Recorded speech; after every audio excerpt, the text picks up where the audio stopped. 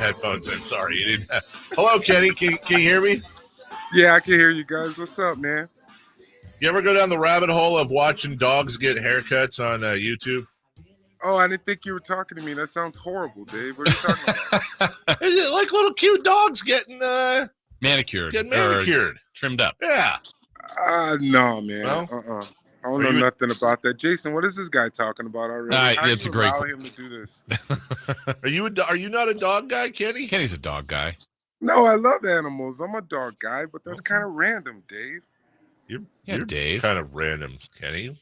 Kenny Thomas joins it. That's a great comeback. Yeah. Are you still in looking now? Are you still in New Mexico? Yeah, I'm in New Mexico right now. I'm actually outside of the capital, Santa Fe, up in Espanola. I got a meeting with a casino up here about doing a golf tournament in September. I'm meeting with the CEO, trying to see what's up. Oh, well, speaking of golf tournaments, Kenny, we had Daniel, a big fan of yours, that called during the break and wanted to know did you have another golf tournament here recently? How'd that one go? No, I'm actually coming Saturday for a golf gotcha. tournament there. It's the Precious one. It's for trafficking women. Going to that. Then I got to come right back to New Mexico for on the 10th for an appearance I got with my Ford dealership up in Santa Fe, who's obviously going to be a partner in this golf tournament as well. And I got Coca-Cola Santa Fe. So I'm just trying to bring it all together.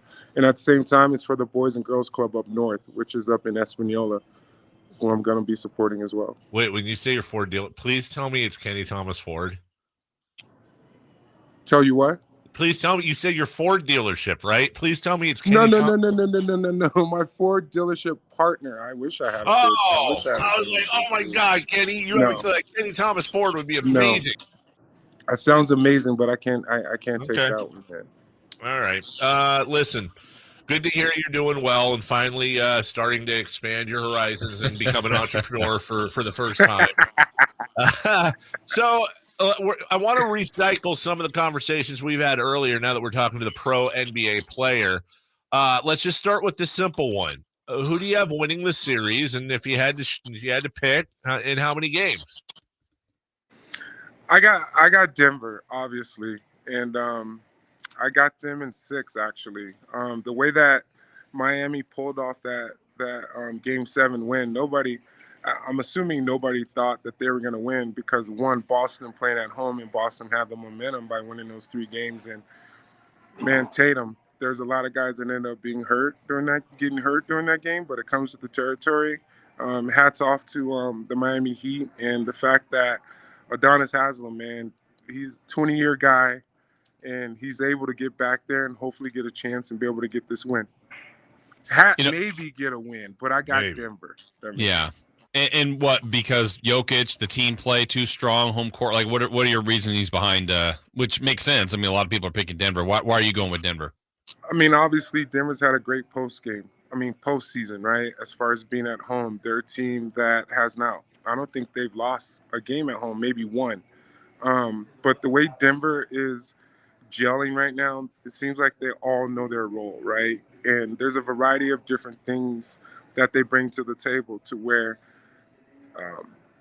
Caldwell Pope is playing really good ball right now, and the fact that he's been there and he knows how to win, right? And the Joker, 2-time MVP, but the way he's playing right now has been phenomenal. So I expect Denver to at least get off to a good start. And I mean, if Miami can go into there and win game 1 or 2, it would be amazing, but I just don't see it happening. You know, Udonis Haslem is less than 3 years younger than you. That's it. Like that's not an old joke at you. It's just more of a recognition of the fact that he's still, even though he's not really playing, but still obviously an important enough member of that team to take up a roster spot. And that's kind of where I go to Miami. Kenny, am I wrong in saying if Miami wins the series, it's not because of talent level necessarily, it's because of that mental, that dog in them, and Haslem's a part of that? Yeah, I totally agree with you, Dave. Pat Riley obviously has seen something in him because he's been there, I think, all of it, the majority of his career. I don't think he's gone anywhere else. No, his whole career. So the fact that he brings some type of leadership, some type of structure to where obviously Haslem has been there because he's been a part of the the LeBron James situation, the Shaq and Dwayne Wade opportunity there that happened. So he's been there, he knows, and they even have Hero that's out, Yeah. and they've gotten to the point to where they are, right. But the fact that Robinson has come in and he's played pretty good ball, but you got to give your hat off to that young fella. Man, what's his name? The guard. Caleb Martin, yeah. or Vincent? Yes, Yeah. yes, man. Talk about somebody that's playing some great ball and that's trying to get a contract right now. Yeah. Kenny, on the other side of things for Boston, they were coming in as favorite. They nearly pulled off the comeback. They fall short, and now everything the last day and a half has been what to do with Boston. It seems like it makes a lot of sense to run it back, but when you're close, sometimes people get antsy and want to change things. What would you do if you're the Celtics with what has been a really good team that just hasn't quite gotten over the hump? To me, I would say run it back. They probably got to add a couple pieces to where that bench, somebody could come in and be a little bit more dominant, right? But look at the Warriors situation. I mean, nobody thought the GM at this point would be leaving, especially when the Warriors seems like everything is about to blow up, right? It's kind of the same thing with Boston. You got to keep that team together, hopefully, and run it back. And there's so many different things that's going on, even about Green coming to Houston. Not Houston, my bad, to Sac. And there's just a lot of different things going on, a lot of rumors. So it's going to be interesting to see what happens with Boston and also with the Warriors. I got to throw the Warriors out there, obviously, because I work for NBC. But it's just a lot of different things going on right now. And I like that UCLA shirt, Jason. Thank you, Kenny. Kenny Thomas joining us. Kenny, when you talk about it's interesting what you said about Boston, because we were talking about that. Like, Jaylen Brown's going to make $60 million the year after next in the Supermax per year. They were short last year in the finals. They were just short this year in the Eastern Conference Finals. So on one hand, it's like, how do you fix mental and do you break it up? On the other hand, they're in a better position than 27 or 28 other teams in the league. So in your mind, you keep it together, huh? Yeah, I would. Williams, he's a key factor, taking up the paint and being that shot blocker for Boston. He was out a good, nice piece of the season. And then they say he had some kind of stomach virus during that game. But I mean, it's one of those things. It's like excuses, can't be accepted. Those guys make a significant amount of money, and they have to come out and be professional and perform. And obviously, I think Boston is probably missing a couple pieces. It just depends on what those pieces are. And they got a young coach. So it's going to be interesting to see how they gel and what changes that they make. But it's kind of like the Sacramento Kings. The Kings are going to have to make a couple changes too, right? It depends on who's staying and who's not. Do you you ever have to play a game with a stomach virus or some crazy sickness?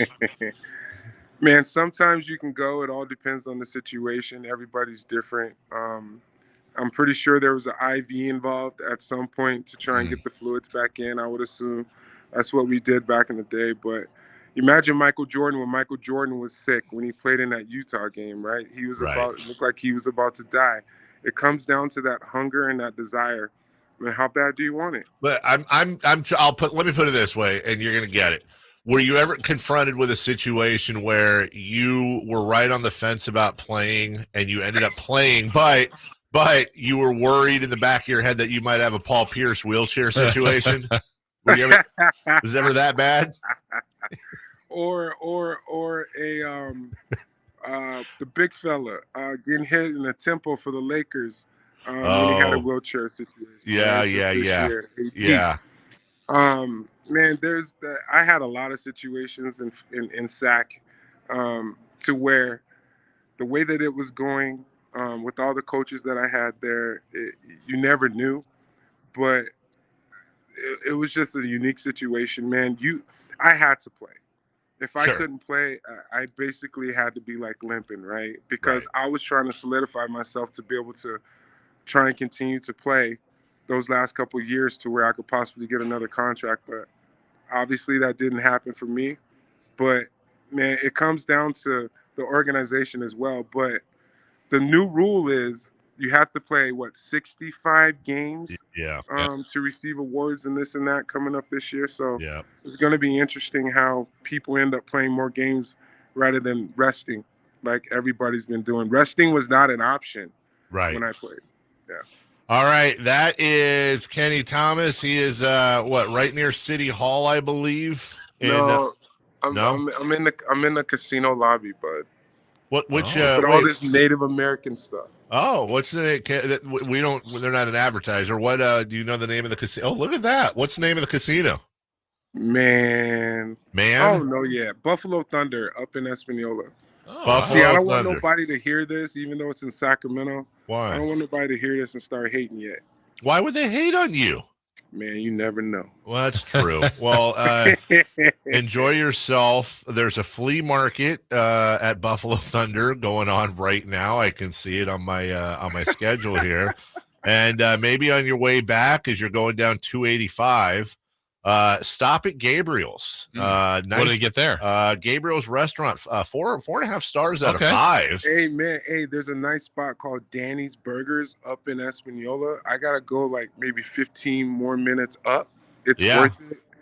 I'm gonna go up there and get a Danny's burger and ride that thing back in my Ford vehicle. Okay.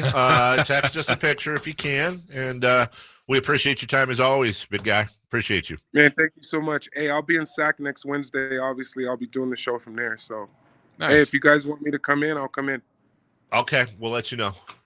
Okay, cool. Appreciate you both. All right. Thanks, Jay. See you. Right. That's Kenny Thomas. The one, the only, gonna get himself a burger.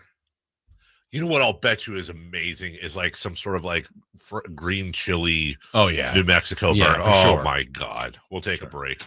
Need green chili flavored chips. maybe they're coming up. When we come back, we've got something new in the Parade O chips. What? How